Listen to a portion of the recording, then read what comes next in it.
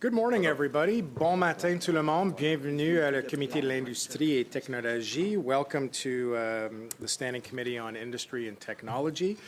We are continuing the conversation we began last meeting in an emergency capacity in relation to the impact that changes to Section 232 tariffs are having on domestic industries here in our country.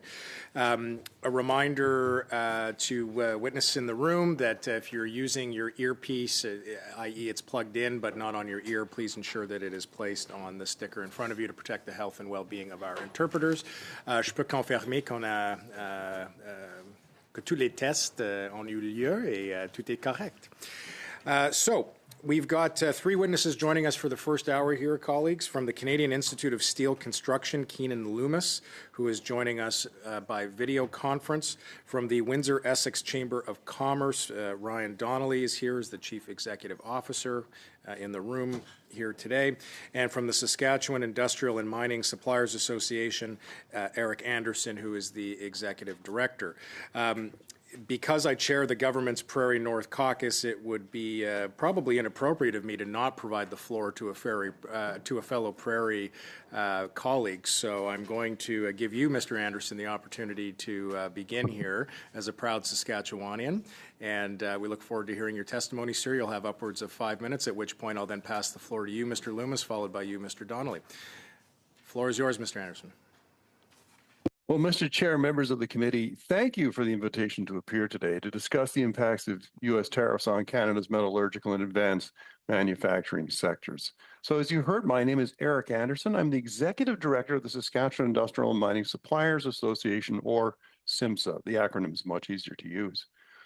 So we represent more than 380 Saskatchewan companies that support the mining, energy, and industrial sectors. Together, our members generate over $18 billion in annual sales and employ more than 36,000 people. Our message is straightforward. Saskatchewan has what the world wants, especially when it comes to minerals and metals in advanced manufacturing.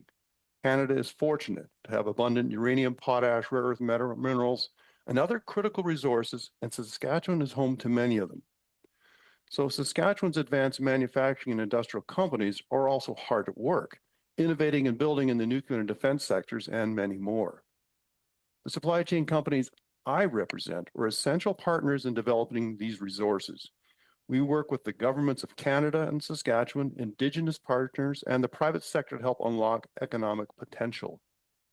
Now, we know firsthand how important the mining and critical minerals and advanced manufacturing sectors are to our economy. We are working to ensure our members and the people they employ can fully participate in and benefit from that growth. We want to do even more to help build a strong Canadian economy, a thriving mining sector, and a more economically resilient country. When it comes to CUSMA, we are aware of the ongoing discussions in the broader trade environment. Many of our member companies are closely engaged in their own sectors and are best placed to speak on specific issues they face. But at a broad level, our members support stability and predictability in any future agreement. We are optimistic that an agreement will be reached, but we are concerned. The companies whom SIMSA members work for, the mining and oil companies, could be affected if there are impacts to exports to the United States and Mexico.